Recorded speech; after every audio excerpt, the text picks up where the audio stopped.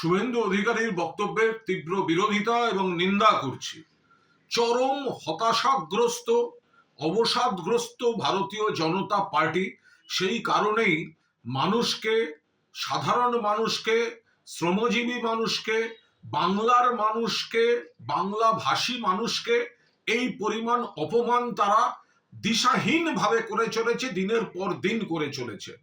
মাননীয় মুখ্যমন্ত্রী দিল্লিতে রয়েছেন, সর্বভারতীয় সাধারণ সম্পাদক অভিষেক বন্দ্যোপাধ্যায় দিল্লিতে রয়েছেন, তাদের কর্মসূচি রয়েছে, আপনারা দেখতে পাচ্ছেন। আর যারা ভুক্তভোগী, যারা জীবিত কিন্তু মৃত বলে দেখানো হয়েছিল, বা এইভাবে সাধারণ বৈধ ভোটার যাদের নাম কেটে দেওয়ার চক্রান্ত হয়েছে, হয়রান করা হয়েছে, যারা এই শিকার হয়ে মৃত্যুর মিছিলে তাদের ঘনিষ্ঠরা চলে গিয়েছেন, তো সেই ধরনের পরিবারগুলির মানুষ দিল্লিতে গিয়েছেন প্রতিবাদের প্রতীক হিসাবে, নমুনা হিসাবে, দৃষ্টান্ত হিসাবে। তাকে আক্রমণ করে ইঙ্গিতবাহী কথা বলছেন শুভেন্দু অধিকারী। কিসের দিল্লি পুলিশের রিপোর্ট, কিসের ইন্টেলিজেন্স? বাংলা যারা ভাষায় কথা বলে, যারা বাংলায় থাকেন, অন্য রাজ্যে গেলে পিটিয়ে মারা হচ্ছে। ওই জায়গায় বাংলা বললে বাংলাদেশে পাঠিয়ে দেওয়া হচ্ছে।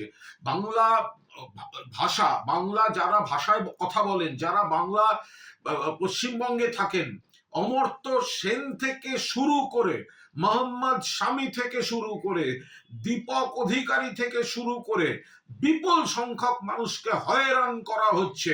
কার বাবা চট্টোপাধ্যায় লিখতেন, ছেলে কেন চ্যাটার্জি লেখে। যারা শ্রমজীবী, যারা বাইরে রয়েছেন, তাদেরকে আসতে বাধ্য করা হচ্ছে, আবার আসার ক্ষেত্রে বাধা দেওয়া হচ্ছে। তাদের খরচাপাতি কে দেবে? এটা চূড়ান্ত অরাজকতা, অসুস্থ বয়স্কদের নিয়ে। আর শুভেন্দু অধিকারী, মাননীয় মুখ্যমন্ত্রী, যখন বাংলার মানুষের ভোটের অধিকারকে অটুট রাখতে দিল্লিতে লড়াই করছেন এবং উদাহরণ হিসাবে সেই মুখগুলিকে, সেই পরিবারের প্রতিনিধিদের নিয়ে গেছেন, তখন তাদের নিম্ন রুচির আক্রমণ করছেন শুভেন্দু অধিকারী। বাংলার মানুষ এর কড়ায় গন্ডায় জবাব গণতান্ত্রিক ভাবে ভোটে দেবেন।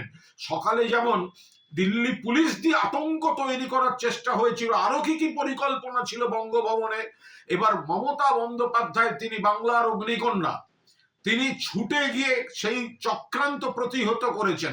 তাতে তো সরে যেতে হয়েছে শুভেন্দু অধিকারীদের দিল্লির পুলিশকে।